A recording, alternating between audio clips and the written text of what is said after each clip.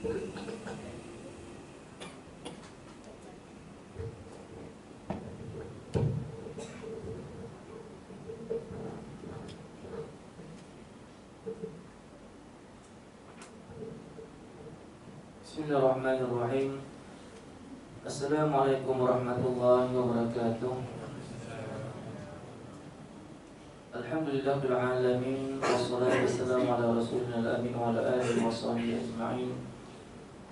Allahumma jam'ana hadza jam'an marhuma wa tafarraqna min ba'dihi tafarruqan ma'suma. Qala rabbi shrah li sadri wa yassir li amri wahlul 'uqdatam min lisani yafqahu qawli. Rabbi shrah li sadri wa yassir li amri wahlul 'uqdatam min lisani yafqahu qawli. Rabbi shrah li sadri wa yassir li amri wahlul 'uqdatam min lisani yafqahu qawli, amma ba'd. Alhamdulillah, pertama-tamanya rasa kesyukuran kita rafa'kan, setinggi-tinggi rasa kesyukuran kita rafa'kan kehadirat Allah Subhanahu wa taala. Kerana pada malam yang mulia ini, yang merupakan sayyidul ayyam, penghulu segala hari dan Jumaat, kita dihimpunkan oleh Allah Subhanahu wa taala di tempat yang paling mulia, itu rumah Allah Subhanahu wa taala. Kita diundang oleh Allah Subhanahu wa taala. Berapa ramai yang mendengar lawan azan sebentar tadi, Allahu akbar, Allahu akbar, sehinggalah habis lawan azan. Tetapi yang hadir ke rumah Allah hanya segelintir sahaja. Ramai yang duduk di rumah, yang mungkin leka dengan TV-nya, yang ada perkara-perkara yang melalaikan. Jadi kita bersyukur kepada Allah Subhanahu wa taala sebab Allah pilih kita di antara insan yang terpilih untuk hadir ke rumah Allah Subhanahu wa taala. Terima kasih diucapkan kepada pengurusi majlis, dan seperti mana yang disebutkan sebentar tadi, saya sebagai pengganti Ustaz Hashimi tafsir ini tafsir. Jadi saya dipanggil untuk menggantikan. Bila panggil untuk ganti ini, pengganti pemain, kalau main bola sepak, player gantian ni tak ada hebat mana. Player utama tu yang duduk dalam tu yang hebat. Jadi orang yang hebat ni tak ada. Saya sebagai gantian. Last minit lepas tu, last minit lagilah. Nah, ini kita sekadar berkongsi ilmu, insya-Allah. Teringat pada satu hadis Nabi sallallahu alaihi wasallam yang mafhumnya, ada seorang lelaki berjumpa dengan Rasulullah sallallahu alaihi wasallam dan menyatakan kepada Rasulullah, "Ya Rasulullah, aku ni tak boleh bangun malam. Pahala bangun malam, menghidupkan malam, tahajudnya dengan apa-apa yang ibadah yang dilakukan seperti ke malam sangat besar pahalanya. Tapi kata beliau, aku tak mampu nak lakukan. Dan berpuasa pada siang hari pun aku tak mampu, ya Rasulullah, aku penat. Adalah sebab musabab dia tak boleh bangun malam, tak boleh puasa, tak boleh. Dan apakah amalan yang aku boleh lakukan yang mana aku nak mendapatkan ganjaran yang besar di sisi Allah Subhanahu wa taala?" Maka kata Rasulullah sallallahu alaihi wasallam, hidupkanlah waktu di antara maghrib dan isya. Maka sekarang ini kita berada di rumah Allah dan kita sedang menghidupkan masa di antara maghrib dan isya. Di situ kata Rasulullah sallallahu alaihi wasallam ada masa yang akan diberikan ganjaran pahala di sisi Allah Subhanahu wa taala, akan diberikan pahala yang berlipat kali ganda. Ada orang hidupkan seperti malam Jumaat, habis malam Jumaat ni lazimnya biasa baca Yasin. Sini alhamdulillah buat kuliah. Kita jangan wajibkan Yasin malam Jumaat. Dalam hadis Nabi banyak Yasin setiap hari kita baca. Cuma kenapa kita buat pada malam Jumaat? Ulama-ulama yang menghidupkan pada malam Jumaat Yasin, sebab apa ada pada malam Jumaat banyak kelebihan. Kita hidupkan tak surah Yasin, baca surah Yasin. Tak baca surah Yasin tak ada masalah. Kita hidupkan pula dengan majlis ilmu. Ada yang kata ada majlis ilmu dan kemudian ada pula bacaan Yasin dan sebagainya, maka yang majlis ilmu itu lebih afdal sebenarnya. Lebih afdal. Tapi kalau diselang-selikan pun tak ada masalah. Sebab kadang-kadang kita tengok orang kita ni, sebab Nabi suruh kita baca surah Yasin setiap hari. Ada orang tak mampu setiap hari, dia nak mampu sekali sahaja seminggu. Sekali seminggu tu pun kadang-kadang susah. Dia kena datang surau, datang masjid, berjemaah baru dia boleh baca. Maknanya baru hidup. Dia persilakan. Tafadhal, tidak ada masalah. Yang penting daripada 7 hari yang ada tu, daripada Ahad sampai ke Sabtu 7 hari tu tak mampu nak dapatkan dan nak baca setiap hari, pilihlah satu hari. Tapi kalau boleh pertingkatkanlah setiap hari, kalau boleh setiap hari siang dan malam, lebih baik kita hidupkan membaca surah Yasin. Tuan-tuan dan puan hadirin hadirat yang kita Allah Subhanahu wa taala. Bila kita sebut waktu maghrib dan isya, kalau kata kuliah tak ada, kita hidupkan amalan-amalan di antara yang diajukan para alim ulama, solat sunat taubah. Solat sunat taubah 2 rakaat dan kemudian solat sunat hajat. Dan perbanyakkan zikrullah, perbanyakkan mengaji Al-Quran. Andai kata surau ke masjid tak ada kuliah, kadang-kadang ustaz, ada setengah ustaz, ada 11 minit dia tak dapat datang. Kita datang, jangan mengeluh. Jangan mengeluh, penat aku datang tadi, ustaz tak datang. Sebenarnya kalau ustaz datang ke ustaz tak datang, kita niat kita nak datang ke rumah Allah untuk menuntut ilmu Allah, dah dapat pahala dah. Tetapi bila mengeluh, alamak, ustaz tak datang kan, minggu lepas tak datang, penat aku datang, dia dah mengeluh. Maka kat situlah sisi kita datang. Kita datang ini kerana Allah, buat sesuatu kerana Allah. Walaupun tenaga pengajar ataupun para asatizah kita dapat hadir dan sebagainya seumpamanya, maka di sisi Allah Subhanahu wa taala dah ada ganjaran. Sebab sering sekali lah saya dengar, biasalah kita kadang-kadang kat masjid, ada kadang-kadang ada yang jemaah mengeluh, penat aku datang, ustaz tak datang. Tujuan kita menuntut ilmu kenapa? Pertama, kita nak kenal Allah Subhanahu wa taala. Kita datang ni jangan kata datang saja-saja. Kenapa datang soal saja-saja, tak ada kerja nak buat ke rumah, tengok berita tu dia cerita dia, artis beranak, artis mengandung, artis beranak, artis mengandung, tu cerita, tak ada cerita lain. Artis kahwin, artis beranak, itu je dalam berita, tak ada benda lain. Dah sah, betul lah dia berkahwin, dia malah mengandung anak, tu normal lah.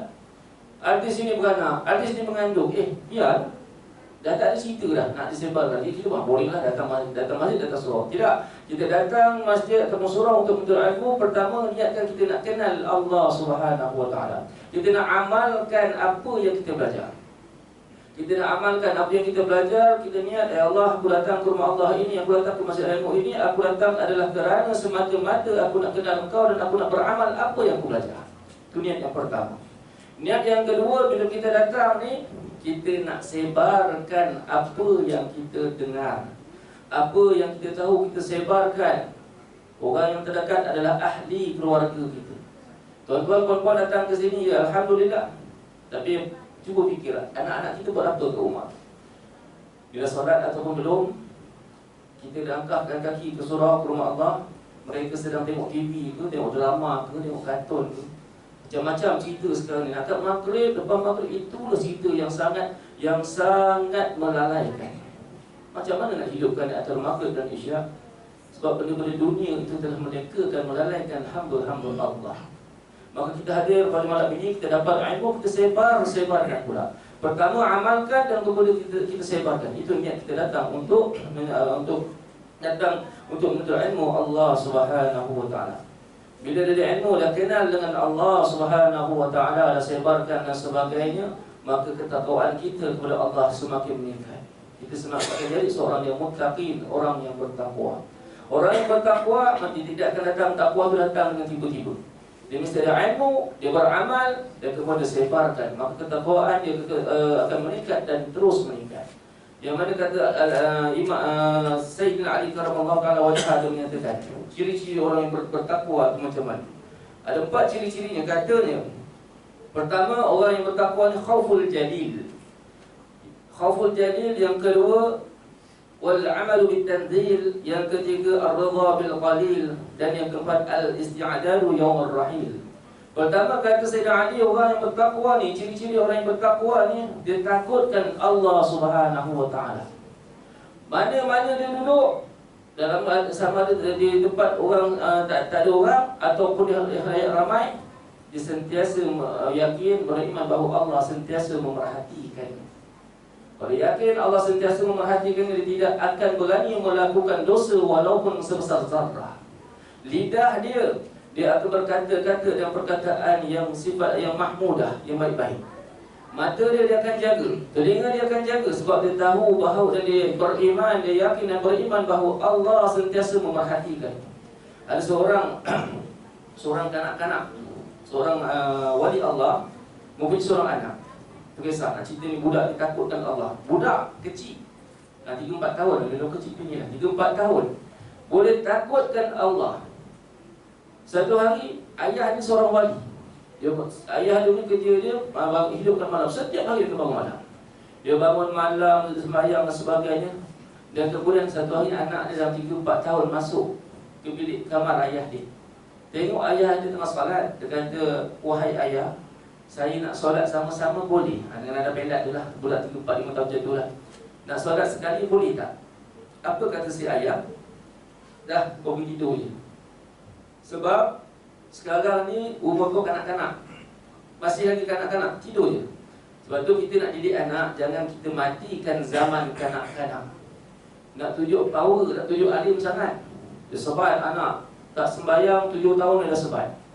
Rasulullah cerita kepada kita, Rasulullah mengajarkan kita suruh anak solat ketika berusia 7 tahun dan rotan, dengan rotan yang mendidik ketika berusia 10 tahun. Berapa ramai ibu ayah yang didik anak dia 7 tahun dia suruh sembahyang dan dia sebat pula anak dia. Anak dia lagi tengok TV dia sebat pula ketika 7, 8 tahun, 9 tahun dia dah sebat. Sedangkan Rasulullah SAW menyatakan rotan ataupun sebat dengan niat mendidik. Rotan yang mendidik ketika berusia 10 tahun. Seakan-akan seolah-olah mak ayah ni lagi pandai daripada Rasulullah. Rasulullah sebut 7 tahun, 8 tahun, 9 tahun, 3 tahun ini ditempuh untuk suruh anak solat. 10 tahun baru sebat. Tetapi tuan-tuan dan puan-puan yakinlah kalau 3 tahun ni dan 7 tahun, 8 tahun, 9 tahun ni kita didik anak kita, kita suruh dia dengan kita suruh dia solat dan kita bersabar mendidiknya dalam masa 3 tahun. Satu hari 5 waktu. Satu hari 5 waktu. Kalau 1 bulan 30 kali 5 150 waktu. Kalikan dengan 3 tahun, berapa ribu kali kita akan suruh dia menunaikan solat. Kita suruh, jangan rotan, suruh. Dan insya-Allah yakinlah ketika dia berusia 10 tahun kita suruh juga, ingatkan saja dia boleh bergerak sendiri lah. Dan tak perlu pegang rotan. Masalahnya dalam tempoh 7 hingga 9 tahun kita gagal menyuruh anak-anak kita solat. Dah 10 tahun baru nak suruh. Memang dah besar peluruk, besar rotan bakungkan anak tu. Lambat, tapi tak apa 10 tahun kecil okey lagi lah. Dia dah remaja baru nak suruh. Anak tu dah berkahwin baru nak suruh, dah terlambat. Kata Rasulullah, 7 hingga 9 suruh, 10 barulah rotan dengan rotan yang mendidik. Itu cara Rasulullah SAW mendidik dan mengajar kita mendidik anak-anak itu. Tiru cara Rasulullah SAW. Dia berbalik pada budak ni tadi, anak wali ni tadi. Dia kata, wahai ayah, aku nak sembahyang sekali lah. Saya nak sembahyang sekali dengan ayah. Ayah kata, dah duduk lah. Kalau kau tidur lah. Selama kanak-kanak kau tidur. Dan pada malam itu, saat itu, si ayah ini mendoakan anak dia. Setiap hari dia akan pegang kepada anak dia, dia akan pegang kepada ni, dia kata Allahu Rabbi, Allahu Nazari, Allahu Syahidun Ilayya. Dia pegang kepada anak dia, setiap hari dia doakan anak. Setiap hari, dan sehinggalah budak itu dah masuk sekolah rendah. Masa itu 7 tahun dah sekolah rendah, dia kurang 7 tahun, 8 tahun sekolah, dia dah masuk sekolah rendah. Dan ketika itu guru-guru yang berada di sekolah tersebut sangat sayangkan anak. Apa budak? Apa hal budak? Sangat disanjungi, dihormati, disayangi oleh sebagai anak emas oleh guru-guru yang mengajar di sekolah tersebut. Yang membuatkan parent, yang membuatkan ibu bapa ni rasa cemburu. Sikit-sikit budak, sikit-sikit budak. Tak ada orang lain ke yang baik. Macam dia seorang dia baik. Jadi mak bapak ni pun yang lain ni berkumpul, nak buat lah, nak buat tunjuk perasaan dah macam tu. Nak protes tindakan guru-guru yang sayangkan budak. Kenapa yang lain sayang juga, tapi yang ni dia lebih. Maka bila mereka semua berkumpul, dia jumpalah guru besar lah lebih kurang. Mengadu kepada guru besar, lebih kurang itulah. Mengadu kenapa budak ni yang perlu disayang. Habis anak-anak kami ni macam mana? Sikit-sikit budak ni, sikit-sikit budak ni.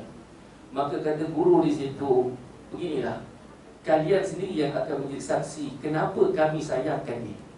Maka ketika itu, semua budak dipanggil, yang sebaya dengan dia dipanggil, diberikan seekor ayam. Dan kemudian diberikan 1 bilah pisau setiap seorang. Pisau dan ayam. Kata guru ini, kalian wahai anak-anakku, pergilah ke mana-mana tempat, kalian sembelih ayam ni dengan syarat tiada yang nampak kamu. Tak ada sesiapa yang boleh melihat kamu. Pergilah. Maka ada budak pergi belakang store, ada pergi belakang pintu, ada pergi macam-macam tempat, ada pergi padang, ada belakang surau, semua tempat dia pergi. Dan setelah beberapa minit katanya datang kembali.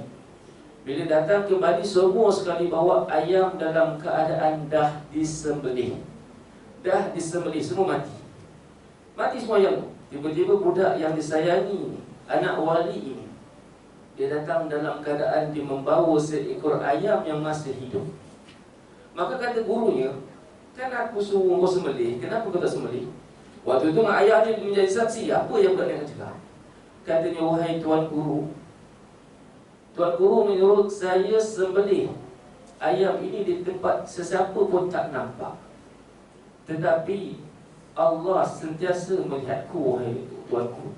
Jadi aku tak tempat nak menyuruh. Aku pergi sana Allah nampak, aku pergi sini Allah nampak, aku pergi ke sini Allah nampak. Maka aku tak boleh sembelih. Syarat nak sembelih mesti tak ada sesiapa yang nampak. Kata budak ini, Allah melihat apa pun perbuatanku, wahai tuanku. Maka disebabkan itulah para ibu dan ayah yang mendengar jawapan anak kecil. Anak kecil ini yang mereka terus peluk anak dia ramai.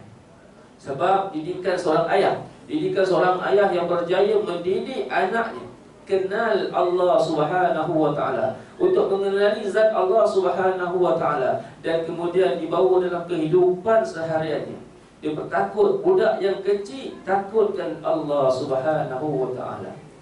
Kita alhamdulillah kita datang ke sini walaupun mungkin ada setengah orang dah pencen baru datang.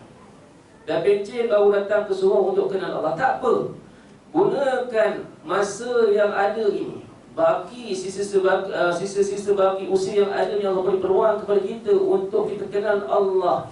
Kita kenal Allah lebih rapat dan terus rapat. Mungkin ada rasa dah terlambat.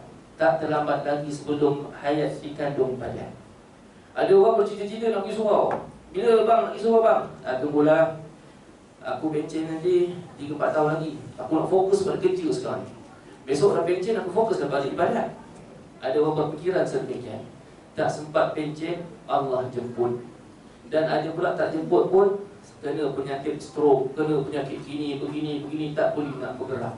Sia-sia je. Tak dapat kenal Allah, tak dapat beribadat di rumah Allah. Tuan-tuan dan puan-puan, pada malam ini dan seterusnya kita doa kepada Allah Subhanahu wa taala agar Allah Subhanahu wa taala mencampakkan rasa kecintaan dalam diri kita untuk terus-menerus kita menghidupkan rumah Allah. Kita datang solat berjemaah di rumah Allah Subhanahu wa taala. Kita datangkan rasa cinta, minta Allah datangkan rasa cinta kepada rumah Allah Subhanahu wa taala. Kerana kata Rasulullah sallallahu alaihi wasallam satu hadis, mafhumnya salah seorang ataupun salah seorang lelaki yang akan dimasukkan ke dalam syurga tanpa hisab, iaitu mereka yang cintakan rumah Allah. Masuk waktu maghrib, dia balik kejap, tinggal bila isyak. Dia tak sabar nak datang isyak. Bila isyak dia balik tak sabar nak datang ke subuh. Dan seandainya dia terlepas satu waktu di masjid atau surau, dia rasakan seolah-olah dia telah melakukan satu dosa yang begitu besar. Dia rasa sedemikian, padahal tak dosa pun, tak besar dosanya. Tetapi dia rasa dosa sebab apa? Rasa kecintaan dalam dirinya dalam rumah Allah. Nak duduk dalam rumah Allah, nak beribadat, solat berjemaah bersama-sama dalam rumah Allah Subhanahu wa taala. Berdoa banyak-banyak, ya Allah, matikan kami dalam keadaan kami cintakan rumah-Mu, ya Allah. Dalam kami beribadat dalam rumah-Mu, ya Allah, baik solat ataupun apa-apa majlis sekalipun. Yang pertama kata Sayyidina Ali, berbalik pada kata Sayyidina Ali, khauful jalil, takutkan Allah. Kalau kita takutkan Allah Subhanahu wa taala, kita sentiasa berwaspada. Dalam setiap tindak tanduk kita, tingkah laku kita, kita akan jaga. Baru nak mengumpat orang, Allah mendengar. Baru nak melihat perkara yang haram, Allah tahu. Allah tahu dan Allah mengetahui. Bukan kata zahir, dalam diri kita yang tersembunyi. Innallaha ya'lamu ma yusirruna wa ma yu'linun. Perkara yang tersembunyi maupun yang dizahirkan, Allah tahu berlaku. Dan seandainya kita Bani Adam semua melakukan kesilapan, tidak ada seorang pun yang terhindar daripada melakukan kesilapan. Tetapi bila dah melakukan kesilapan, cepat-cepat bertaubat kepada Allah Subhanahu wa taala. Ciri-ciri orang yang bertakwa juga, bila dia melakukan dosa, cepat-cepat dia bertaubat. Dia tidak akan menangguh-nangguhkan taubat. Dan kalau dia melakukan dosa, Dia terus menangis minta ampun kepada Allah Subhanahu wa taala. Orang yang bertakwa, dia akan melakukan, seandainya dia melakukan dosa yang kecil, dia rasakan seakan-akan dia telah melakukan dosa yang besar seperti gunung yang akan menimpa dirinya. Itu orang yang bertakwa. Tetapi orang yang tidak bertakwa ni, yang nipis imannya ni, dia melakukan dosa yang besar seperti gunung, tetapi dia rasakan seakan-akan seperti lalat yang hinggap di hidung dia. Macam tak ada apa, dah itu. Kita bagaimana? Kalau kita melakukan dosa, cepat atau lambat kita bersujud kepada Allah, bertaubat kepada Allah, beristighfar dan bertaubatlah kepada Allah Subhanahu wa taala. Ada seorang sahabat Nabi sallallahu alaihi wasallam yang bernama Sa'labah bin Abdurrahman. Seorang sahabat yang bernama Sa'labah bin Abdurrahman. Seorang sahabat yang ketika itu usia Sa'labah ini dalam lingkungan 15 tahun, belasan tahun dah berusia remaja. Seorang remaja yang sangat cintakan Rasulullah sallallahu alaihi wasallam. Dia cintakan Rasulullah. Mana Rasulullah ada, dia akan ada. Dan orang kenal dia ni jalan tejit. Dia pun tejit lagi. Sebab apa kita kenapa jalan sentiasa jalan laju. Sentiasa jalan laju. Bila para sahabat bertanya, kenapa kau ni jalan laju ke Kabul? Ke mana ni? Aku nak berjalan cepat supaya aku dapat berkhidmat kepada Rasulullah. Rasulullah suruh buat arahan semikian, aku akan lakukan. Dan kemudian aku balik kepada Rasulullah, aku nak dapatkan lagi arahan yang lain. Maknanya dia akan bergerak pantas. Sa'labah bin Abdurrahman ni dia bergerak pantas demi untuk membantu Rasulullah sallallahu alaihi wasallam. Satu hari dia jalan-jalan satu tempat, dia terlintas satu rumah, yang mana rumah tersebut ada seorang perempuan. Dulu-dulu ni rumah mana pintu kebalnya ni, dia pintu tirai je, kadang-kadang dia pakai tirai je. Ketika dia melalui depan rumah wanita ni, dia pun tak tahu dia ada wanita.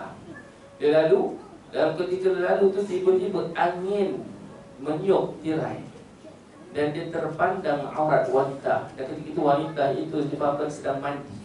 Dia terpandang aurat wanita. Dia terpandang, kemudian dia terus alihkan pandangannya. Dia rasa bersalah yang amat sangat. Itu macam mana tuan-tuan? Padam ya Allah rezeki. Kata pandang sekali, pandang apa, dapat pandang sekali tak berdosa. Dia pandang sekali tak lepas. Pandai pun diubah sikit. Dia tengok ustaz ajar pandang sekali toleh. Kedua tu berdosa. Dia kata, wah, pandai, dia kata sekali tak berdosa. Dia pun pandang orang. Sekali je kan ada. Tetap berdosa. Sa'labah bin Abdurrahman ketika mana dia tengok perempuan tu, bila dia tengok aurat perempuan dia palingkan pandangan dia dan dia takut yang amat sangat. Dia takutkan Allah dan dia malu kepada Rasulullah sallallahu alaihi wasallam yang menyebabkan dia melarikan diri. Dia tak nak bertemu dengan Rasulullah lagi. Disebabkan dosa terpandang, bukan sengaja terpandang. Dalam keadaan dosa yang kecil lah terpandang. Bila dosa kecil tak tak disengajakan, dia rasa sangat besar yang perkara dan dosa yang dilakukan. Dia rasa macam tu. Maka dia terus melarikan diri. Sehari, 2 hari, 3 hari tak jumpa Rasulullah. Dan membuatkan Rasulullah sallallahu alaihi wasallam ni tertanya-tanya, mana Sa'labah ni? Mana dia tak datang jumpa aku? Maka Rasulullah sallallahu alaihi wasallam pun bertanya kepada para sahabat, wahai sahabat-sahabatku, nampak tak Sa'labah bin Abdurrahman? Aku tak jumpa dia beberapa hari. Maka kata sahabat, kami tak nampak ya Rasulullah. Maka Rasulullah SAW mengarahkan Sayyidina Umar dan Salman Al-Farisi. Wahai Salman, wahai Umar, kalian carilah Sa'labah. Cari, bawa dia ke sini. Aku nak tahu kenapa dia tak jumpa aku. Kenapa tak jumpa aku lagi? Apa masalah dia? Maka berjalanlah Umar dan Salman Al-Farisi cari di seluruh pelosok kampung, tak jumpa. Maka bertemulah sahabat ini kepada Rasulullah kembali. Wahai Rasulullah, ya Rasulullah, kami tak jumpa Sa'labah, tak tahu ke mana. Maka ketika itu Rasulullah terus bermunajat kepada Allah, minta tolong kepada Allah, tunjukkan di mana Sa'labah bin Abdurrahman duduk. Maka ketika itu Allah wahyukan kepada Nabi sallallahu alaihi wasallam dan menyatakan, wahai Rasulullah, Sa'labah ni duduk sekian-sekian. Dia duduk di antara 2 lembah, di antara 2 bukit. Dia menyeruk di sana. Diberikan alamat tempat sekian-sekian. Kata Rasulullah, wahai sahabatku Umar, wahai Salman, Sa'labah ni dia duduk kat sini. Kau pergi cari kat sana. Sahabat tak pernah bantah cakap Rasulullah, terus pergi. Cari. Daripada jauh nampak kelibat seorang lelaki. Mereka pun berdua cakap, wah, itu dia kot, lelaki itu. Maka kedua-dua ni pergilah. Pergi-pergi dan lelaki itu sedang mengembala kambing. Dia tengok, bukan. Maka dua orang sahabat ini pun bertemu dengan lelaki ini dan menyatakan, wahai tuan hamba, nampak tak remaja, seorang lelaki remaja, keadaan dia begini dan seorang yang periang sangat. Dia seorang periang, Sa'labah bin Abdurrahman. Maka kata si pengembala kambing, aku tak nampak lelaki yang kau sebutkan seorang periang. Kalau ketinggian dia dan kurus dia begini, badan dia begini, memang ada. Dia duduk di atas sana. Tetapi sifat dia, sikap dia bukan seorang periang. Setiap kali dia turun jumpa aku, dia akan minta semangkuk susu kambing untuk diminum. Dan setiap kali dia jumpa aku, dia akan menangis setiap waktu. Dia bukan seorang periang. Ciri-ciri kalau pada badannya sama, tetapi dari segi sikap dan sifatnya tidak sama. Tapi kalau tuan hamba nak tahu betul ke tak betul orang macam itu, kita tunggu sekejap. Salman Al-Farisi dan Umar nak naik, kata lelaki jangan naik. Sebab kalau tuan hamba naik, dia saya akan lagi. Petang dia akan turun. Setiap petang dia akan turun, dia akan minta aku semangkuk susu untuk dia minum. Tuan hamba nyuruk di balik batu saya. Maka dua sahabat ini pun menyuruk. Sampai waktu petang, keluarlah Sa'labah bin Abdurrahman. Bila keluar, maka ketika itu dua orang sahabat ini terus menuju ke Sa'labah bin Abdurrahman dan mengaku, wahai Sa'labah, kenapa kau lari? Rasulullah cari engkau. Bila dia toleh nampak Sayyidina Umar dan Salman Al-Farisi, Sa'labah nak lari. Mereka pun kejar, kata, apa yang berlaku ni wahai Sa'labah? Apa yang berlaku? Kenapa Rasulullah cari aku? Aku malu dengan Rasulullah, katanya. Aku telah melakukan dosa yang besar. Aku malu kepada Rasulullah SAW. Mata aku telah melihat aurat wanita dalam keadaan tak sengaja. Aku malu kepada Rasulullah. Adakah wahyu kau panggil aku ni, Rasulullah panggil aku ni adakah kerana wahyu dah turun untuk mengancam aku? Kata Salman dan Umar, tidak wahai Sa'labah, Rasulullah nak jumpa kau je. Maka bila dipujuk, Sa'labah pun ikut. Tapi ketika itu Sa'labah bin Abdurrahman dah dalam keadaan sakit. Maka sahabat ini berhantar ke rumah ibundanya. Sampai ke rumah ibundanya, Umar dan Salman terus berjumpa dengan Rasulullah sallallahu alaihi wasallam dan menyatakan, wahai Rasulullah, kami dah jumpa dah Sa'labah, tetapi di dalam keadaan lemah. Sekarang ini dia berada di rumah ibunya. Adakah tuan hamba, adakah Rasulullah nak pergi ke rumahnya atau kami nak bawa dia ke sini? Maka kata Rasulullah, tak apa, biar aku pergi ke rumah ibunya.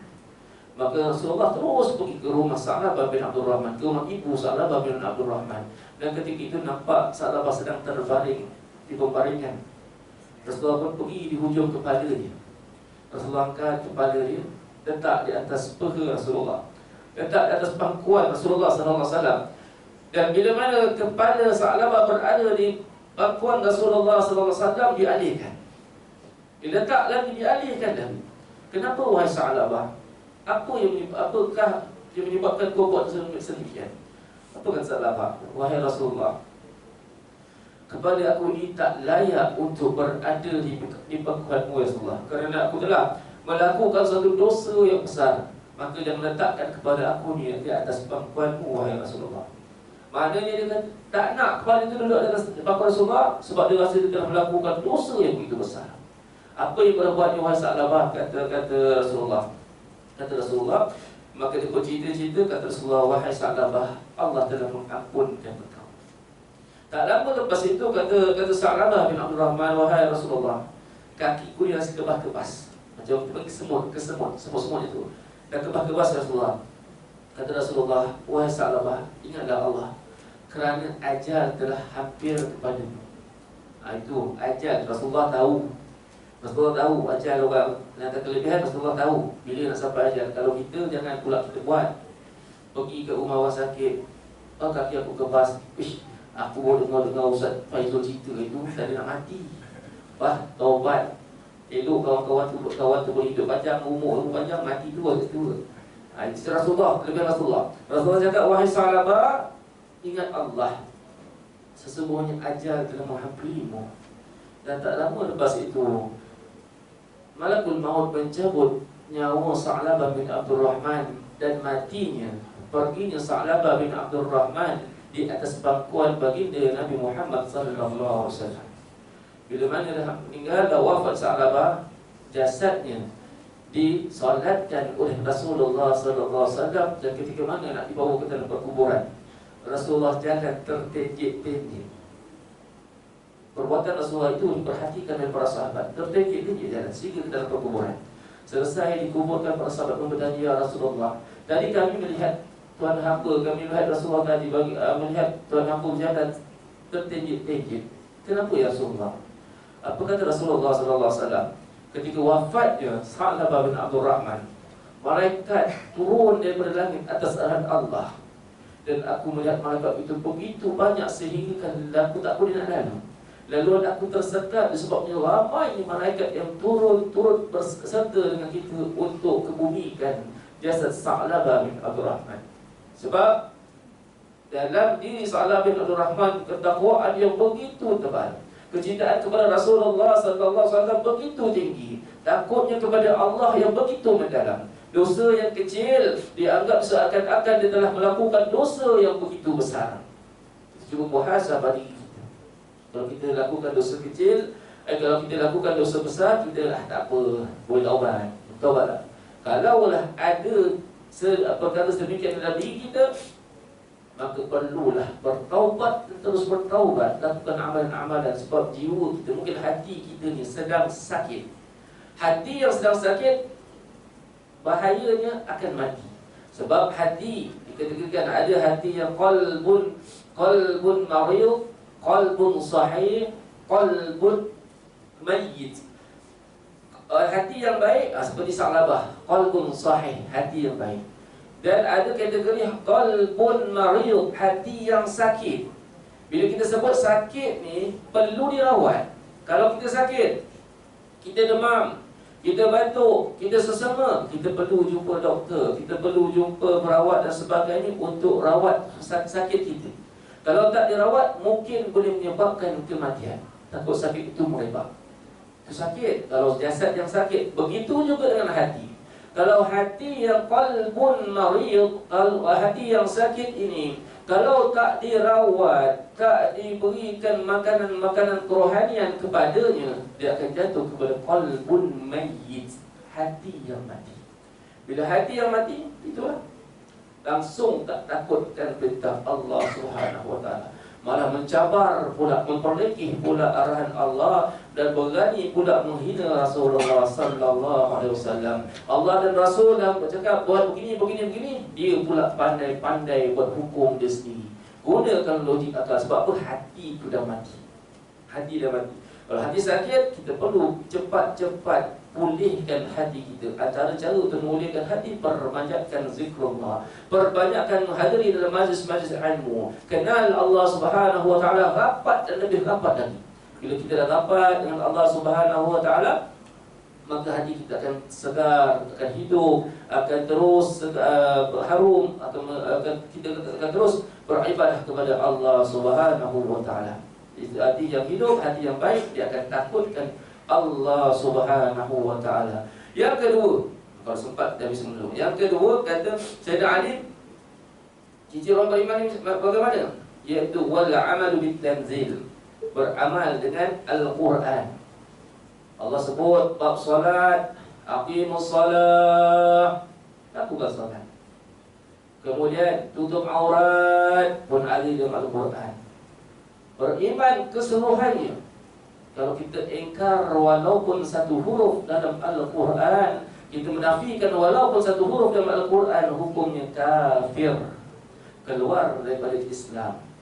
Maka buatlah apa yang Allah suruh. Sungguh-sungguh kita lakukan. Setiap Jumaat ayah-ayah selalu dengar, Ittaqullah, kata Pak Imam, Ittaqullaha haqqa tuqatih wa la tamutunna illa wa antum muslimun. Pernah tak ayah-ayah sampaikan kakak ibu-ibu tadi, bukan selama kita kahwin dengan ibu-ibu, dengan isteri kita ni, pernah tak cerita yang pertama tu kata Pak Imam, Ittaqullah, bertakwalah kamu kepada Allah dengan sebenar-benar takwa. Pernah tak disampaikan? Ke sampai rumah langsung tak ambil tahu langsung.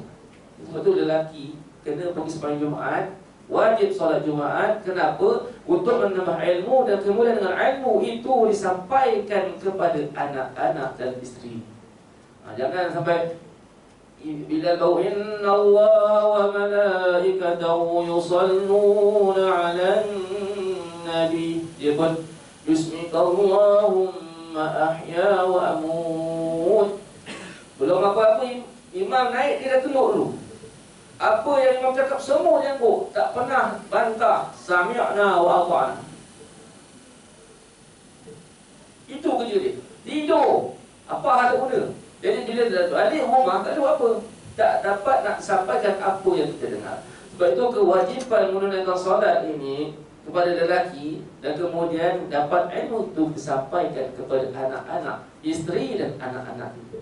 Betul, ramai isteri-isteri yang tak menghormati suami, anak-anak yang tak menghormati ibu dan ayah, kerana si ayah ini gagal menyampaikan ilmu. Tadi ada seorang hamba Allah jumpa saya, isteri ni datang, suami tak nak datang, dia datang kawan dia. Dia cakap, dia tanya masalah ni kat suami.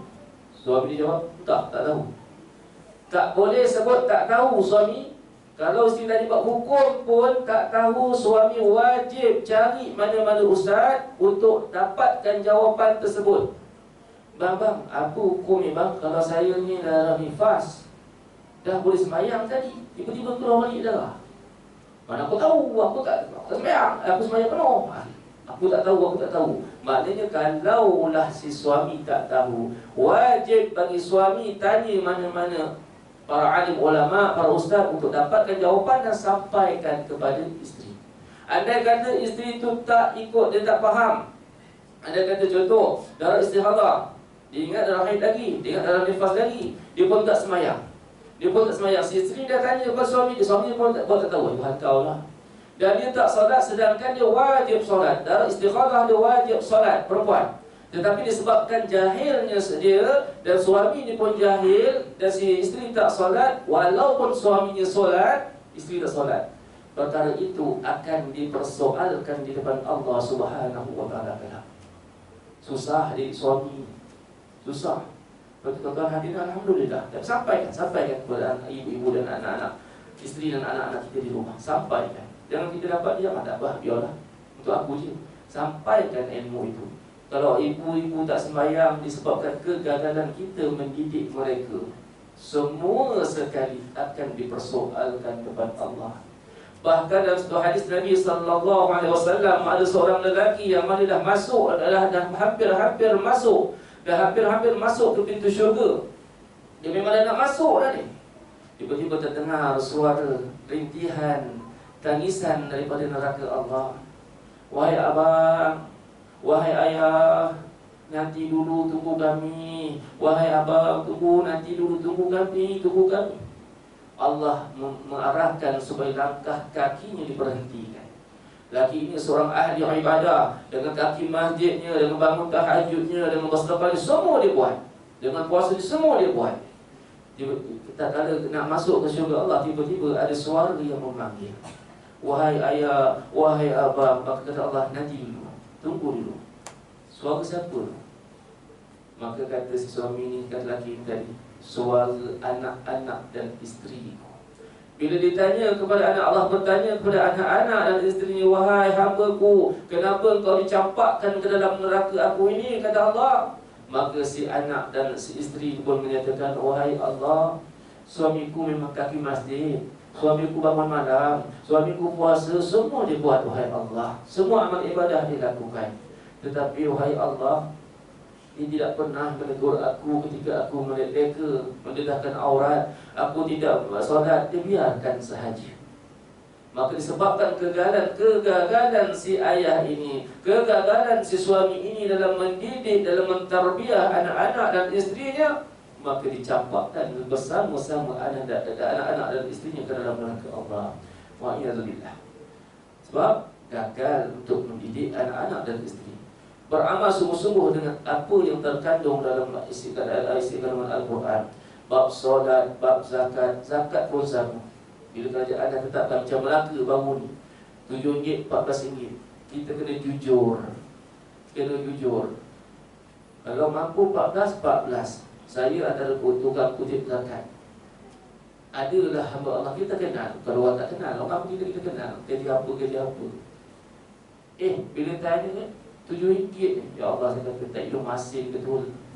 Ampang kedekut. Dia duduk dorang je lelaki bini. Lelaki bini gaji rasa kalau kita, saya pun tahulah dia kerja lebih kurang saya. Kalau campur-campur RM6-7 tu tak lari lah sebulan. Setahun RM14. Ini memang bangsa tak hidup masin ke? Ampang kedekut. 7, bini dia 7, dia 7. RM14. RM14 sahaja. Itu tawak depan Allah besok. Kenapa nak takut sangat nak keluarkan harta kerana Allah? Rezeki itu milik Allah, dan kita perlu berkongsi kepada saudara-saudara Islam kita yang lain. Kongsi. Setahun ni pun Ramadan, setahun zakat fitrah. Kalau zakat fitrah pun tak bayar, zakat itu Allah Ta'ala tak tahu dah. Saya kata, hanya Allah saya tahu. Kita kuyuk, aku ni puasa dia dah. Puasa-puasa pun kita manusia juga. Tengok, kenal ni RM14 tu. Tanya beras makan beras apa? Dia pula buah buah. Boleh bukan kira beras murah ke mahal. Kalau kemampuan kau dah lebih, boleh bayar RM14, bayar 14. Kalau 14 baru 28. Baru 28 Anak tak ada, suami isteri je. Apa masalahnya? Rumah semua dah settle dah. Hutang-hutang tak ada, sikit-sikit je lah. Sikit-sikit. Tapi sebab kedekut, tak beramal sungguh-sungguh dengan perintah Allah yang termaktub di dalam Al-Quranul Karim. Kita nak beramal ni kena faham. Kita baca Quran kena perbanyakkan. Banyakkan membaca Al-Quran. Jangan malu nak membaca Quran. Tak, maaf saya cakap, biasanya kaum Adam ayah-ayah ni dia ada malu sikit. Dia malu sikit nak mengaji. Kalau kelah-kelah mengaji Quran, biasa perempuan penuh. Tuan-tuan cuba buka je lah radio 3 Melaka, belajar mengaji. Cuba buat pancian. Berapa ramai pemanggil perempuan dan berapa ramai pemanggil lelaki. Perempuan satu, 2. Tak silap petang tu memang semua perempuan je. Yang jantan ni hafal tak ada. Kalau mengaji depan mungkin dia segan. Awak tadi pun akalkan ni tak apa. Siapa ni? Roy cakap Roy, jangan sebut nama. Dia kat mana? Taman Terbunga. Kalau tak cakap sini, cakap nama penuh, bin, cakap alamat, confirm katoi. Ustazah tu pun tak tahu. Yang penting kita nak belajar. Siapa ni? Saya ni. Orang jauh Ustaz. Ataupun daripada mana? Tak tanya daripada mana. Kalau kau kuasa dengar kan? Dia diam je. Tak apa, yang penting mengaji. Tapi tak ada. Jarang sangat. Bagaimana kita nakkan cahaya Al-Quran menerangi kubur-kubur kita? Kalau Al-Quran pun kita tak kenal, Al-Quran pun kita tak baca. Imam baca Allahumma nawwir qulubana wa kuburana binuril Quran. Ya Allah, terangilah, sinarilah hati kami dan kubur-kubur kami dengan cahaya Al-Quran. Wa amin. Baca tidak? Tak terang juga. Mengamin dekat dia tapi baca pun tidak handau, tak ada. Cuba baca Al-Quran, amalkan sungguh-sungguh. Dapat satu hari satu muka. Susah nak baca. Ambil satu ayat, satu baris dulu. Tak boleh Ustaz, saya dah memang tak pernah mengaji. Tak pernah mengaji daripada kecil. Sebab Quran yang main kalau dah lupa, Allah cabut terus. Saya pernah jumpa seorang perempuan, suami isteri. Perempuan tu suami dia. Suami dia panggil saya waktu tu dalam namanya. Dia suruh saya mengajar Quran di rumahnya. Dia suruh mengajar di rumahnya setiap hari tu bila saya mengajar. Si suami dia ni bacalah Quran. Ambil juzuk 30 dulu. Wat-tin waz-zaitun wa turi sinin. Saya kata boleh bunyi pun. Tapi dia tunjuk lain, baca lain. Kata mana kau tunjuk ni? Jari dah habis, ayat kat atas lagi. Wah, ini jadi ngapal. Memang jadi ngapal orang tua ni. Kata sudah. Memang sudah. Abang kata bang, abang tunjuk mana bang? Tanya-tanya baru dia, Ustaz sebenarnya saya ngapal. Okey tak apa, saya pun buka surat. Okey, surat yang dia tak hafal. Baca bang. Dah macam Piramli lah. Lantas terpaksa dia buka balik Iqra. Pun tak nak. Ustaz, saya takkan Iqra pula. Bang, yang ada kita ni bang. Biar lambat tapi dapat. Apa guna kalau abang baca tapi tunjuk lain, baca lain tak guna juga. Saya nak abang tunjuk tepat. Dia alhamdulillah bila kita pujuk-pujuk, akhirnya dia baca. Dia bolehlah baca. Daripada Fatihah dia boleh tunjuk, betul Alif Lam Mim Baqarah. Tapi nak ceritakan dia ni, dia dah meninggal. Tapi waktu dalam surat berapa kelas lah, dalam surah Al-Baqarah, dia cakap dengan saya, Ustaz boleh tak? Dia tahu orang sihat, mana sihat. Tapi dia mana, Ustaz boleh tak baca cepat sikit Ustaz? Saya ni takut tak sempat, kata dia. Saya tak dapat baca lah, tak sempat sebab apa. Tak apa bang, kita baca sikit-sikit tak apa. Yang penting kualiti, bukan kuantiti. Kualiti bacaan tu penting. Anda kata tak sempat sekalipun, abang dah berniat untuk belajar ilmu Allah, Al-Quran ini, insya-Allah Allah akan bagi ganjaran. Dan tak mustahil kalau disebabkan kesungguhan abang ni lah yang makan kubur abang akan disinari dengan cahaya Al-Quran. Sebab abang berusaha dan terus berusaha. Dan tak lama lepas itu, selang beberapa bulan sebenarnya, dia disahkan sakit kanser darah. Tak sampai berapa bulan, sebulan baru meninggal. Tapi dia meninggal dalam keadaan dia sedang menuntut ilmu. Rezeki dia. Walaupun dia tidak khatam Al-Quran, tetapi sedang belajar. Jihad dia, usaha dia. Dia kata, isteri Allah doa yang baik-baik. Isteri Allah pahala yang besar. Begitu isteri dia. Isteri dia pula, dia kata, Ustaz, saya ni mengaji last waktu saya bujang. Sekarang anak dia dah kahwin. Kira tahun. Kira-kira kat 23 tahun juga. Wah, habis akak dulu ngaji macam mana boleh? Saya nak kakam dulu Ustaz. Nak kakam. Okey, kita baca pada awal dulu tak? Kita ambil baju saya tu. Sekali baca memang tak bunyi langsung juga. Langsung tak bunyi. Wah, cakap kepada ya Allah, kau dah cabut dah. Dia dah boleh baca dulu satu ketika dahulu disebabkan dia meninggalkan Al-Quran 20 hingga 30 tahun dia tinggalkan Al-Quran, Allah cabut Al-Quran dalam hati dia. Tetapi bersyukur kepada Allah, Allah cabut di saat dia sedang hidup. Kita takut Al-Quran itu dicabut, wa'iyazumillah, ketika nak mati. Ketika dah dekat-dekat nak mati dia cabut, na'udzubillah, kita kejarkan dunia, na'udzubillah. Kejar kau sibuk, kerja dunia, sibuk kerja dunia, kalau kerja takkan cukup. Kita tinggalkan Al-Quran. Takut ketika mati tu, na'udzubillah. Tapi akak ni walaupun Allah cabut seketika, Allah ketemukan kami dia belajar. Dan dia belajar waktu tu terpaksa juga turunkan Iqra 2 ke Iqra 3. Yang suami Iqra 1, dia pandai sikit lah. Kelas E, kelas B lah lebih kurang. Suami dia kelas E, dia kelas B je lah gitu. Jadi dia walaupun dia Iqra 2, dia cepat naik. Ketika mana dia berusaha Allah bantu sikit dan akhirnya dia naik juga Al-Quran. Dia naik juga Al-Quran dan Allah beri juga Al-Quran itu saat dia walaupun ketika Allah dah ambil, Allah pulangkan balik disebabkan kesedaran dan kesungguhan dia untuk mengenal Al-Quran. Kita ni yang ada masa lagi dia sampai bila kita nak tangguh? Sampai bila kita nak tangguh? Bagaimana kita nak sebut kita nak beramal wal-'amalu bit-tanzil sedangkan kita Al-Quran pun kita tak baca lagi. Masih jauh dengan Al-Quran. Bagaimana kita nakkan cahaya Al-Quran? Bagaimana kita nak menghidupkan hati kita, sinari hati kita dengan Al-Quran sedangkan Al-Quran jauh dengan kita.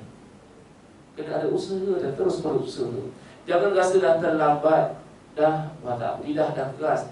Tak apa lidah keras, jangan hati itu keras. Lidah keras tapi masih lagi boleh baca, pelak lah, tapi ada usaha. Setiap kali kita baca walaupun lidah dah keras tak apalah, tetapi tetap di sisi Allah mendapat pahala. Membaca Al-Quran walaupun dalam keadaan merangkak-rangkak pun dapat pahala. Merangkak, baca tu merangkak, bukan dia merangkak bismillah macam ju'on pula, itu kan. Dia merangkak, tak boleh, kelancaran itu kurang, tak fasih membaca Quran, tetapi tetap mendapat pahala di sisi Allah Subhanahu Wa Taala. Jangan rasa terlambat, tuan-tuan jangan rasa terlambat, puan ibu-ibu jangan rasa terlambat. Allah bagi kita masa sekarang. Ada lagi bagi masa kita tak tahu sampai bila kita akan mati, tak tahu. Kita dapat datang Allah ni pun kita dah syukur alhamdulillah. Cuma kita upgrade sikit, kita tambah sikit amalan kita, bertambah dan terus bertambah. supaya mati kita dalam keadaan kita kenal betul-betul dengan Allah Subhanahu wa taala, hati kita ada cahaya Al-Quran. Dan insya-Allah seandainya Al-Quran kita baca, yang sering kita baca, kita pelajari itu akan menemani kita di dalam alam barzakh. Alam barzakh gelapnya tak dapat digambarkan. Seandainya, kata ulama, seandainya kau duduk dalam satu bilik yang mana bilik itu tidak ada cahaya, dan kemudian kamu ikat mata, dimasukkan dalam bilik yang muat-muat badan, dan tidak ada satu cahaya, sikit cahaya pun tak menembusi bilik tersebut. Diikat, dipejam mata, diikat pula, dan rasa gelap. Kubur jauh lebih gelap daripada itu. Kubur jauh lebih gelap daripada itu. Seorang raja pun ada seorang raja ini biasa dalam kubur. Biasa pun kubur Isyak pun dia. Okey, 11. Lagi dua kita sambung umur macam. 11. Cerita pasal raja. Ketika mana disuruh ada punya bodyguard dia lah, tentera dia. Dia kata, dari kubur aku nak duduk, nak baring dalam kubur ni. Nak rasa macam mana duduk dalam kubur. Maka tentera ni dia punya orang-orang, ya betul tuanku nak duduk nak baring dalam kubur. Tak apa, buat je. Tapi kau gali balik lepas tu berang. Kalau kejap kemudian tak gali pula, takut juga sekali ni. Aku nak tahu apa duduk dalam tu. Maka dibaringkan dalam liang lahat dan papan long tu dibaringkan, kemudian ditutup dengan tanah. Selang beberapa minit digali balik. Lepas tu si raja ni terus duduk di tepi kubur dalam keadaan termenung. Yang menyebabkan pengikut-pengikut dia pun bertanya, wahai tuanku, kenapa tuanku termenung? Apa kata tuanku, apa kata raja? Tadi ketika mana aku berada dalam kubur tadi, di bawah tanah tadi, sangat-sangat sunyi sehingga kan bunyi tapak kaki semut pun aku boleh dengar. Makna kata, terlalu sunyi alam barzakh, alam kubur ni sangat-sangat sunyi dan gelap. Dan kemudian raja ini bertaubat kepada Allah Subhanahu wa taala. Dia mendekatkan diri dia dengan Allah Subhanahu wa taala. Peluang yang kita ada ni, kita berlumba-lumba untuk mengejar redha Allah, untuk mencari redha Allah Subhanahu wa taala. Jadilah seperti para sahabat Nabi sallallahu alaihi wasallam, yang mana para sahabat Nabi sallallahu alaihi wasallam mereka sering berlumba-lumba untuk melakukan ibadah. Yang ni buat solat, yang ni buat solat gini, dia akan buat juga. Yang ni seorang ni buat lakukan puasa, dia pun akan buat. Dia akan berlumba-lumba untuk menghidupkan sunnah baginda Nabi sallallahu alaihi wasallam. Jangan kita berlumba-lumba untuk kejarkan dunia, tapi kita kejarkan akhirat. Kalau kita kejarkan akhirat, dunia akan ikut. Kalau kita kejarkan dunia, akhirat akan meninggalkan kita. Umpama meminum air kopi, kita minta isteri kita, wahai sayang, ambilkan abang air kopi. Maka si isteri pun ambillah air kopi, letak dalam cawan, dia bagi. Air kopi yang ada dalam itu adalah akhirat. Gelas ini adalah dunia. Dia minta kopi, dunia akan ikut sekali. Cuba cakap, wahai sayang, ambilkan abang gelas. Ini gelas, dapat gelas kan? Kopi tak ada. Makna kata, gelas ini adalah dunia, airnya kopi itu adalah akhirat. Kita kejarkan akhirat, dunia akan ikut. Tapi kalau kita kejarkan dunia, akhirat akan meninggalkan kita. Buatlah amalan sebaik-baiknya, sebanyak-banyaknya untuk kita bertemu dengan Allah Subhanahu wa taala. Itu tuan-tuan dan puan-puan hadirin dan hadirat yang Allah Subhanahu wa taala, insya-Allah ada umur yang panjang, ada jodoh, kita temu lagi lepas. Tak sempat lagi dulu tu bagi kita hutang lah kalau ada hutang lagi dulu. Yang mana kata Sayyidina Ali, yang kita dah sebut tadi, khauful jalil wal amal bil tanzil. Kemudian ar-ridha bil qalil tu belum lagi, redha walaupun sedikit. Dan kemudian al-isti'dad yaumur rahil, persiapan untuk yaumur rahil, hari kebangkitan nanti bertemu Allah Subhanahu wa taala. Tu belum lagi, insya-Allah kita akan sambunglah pada pertemuan akan datang. Sebab kita tahu sekarang ni masih lagi PKP, dia punya limit kuliah ni tak boleh panjang. Setakat 10 minit lepas loceng dia tadi. Loceng ke berhenti. InsyaAllah ada umur yang panjang, ada apa lagi? jodoh, insya-Allah kita akan bertemu lagi. Kena pun sebenarnya jumpa kalau Pak Pasar tu jumpa. Oh dekat juga insya-Allah kita bertemu pada pertemuan akan datang kalau ada jodoh insya-Allah. Dan saya minta maaf seandainya terkasar bahasa ibu-ibu, ayah-ayah yang para asatizah yang berada di dalam ini, perkongsian ilmu pada malam ini sampaikanlah kepada anak-anak kita, kepada pasangan-pasangan kita. Mudah-mudahan dengan apa yang disampaikan itu menjadi saham untuk kita bertemu dengan Allah Subhanahu wa taala.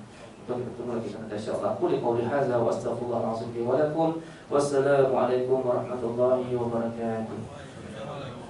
أعوذ بالله من الشيطان الرجيم. بسم الله الرحمن الرحيم. الحمد لله رب العالمين، والصلاة والسلام على أشرف الأنبياء والمرسلين وعلى آله وصحبه أجمعين.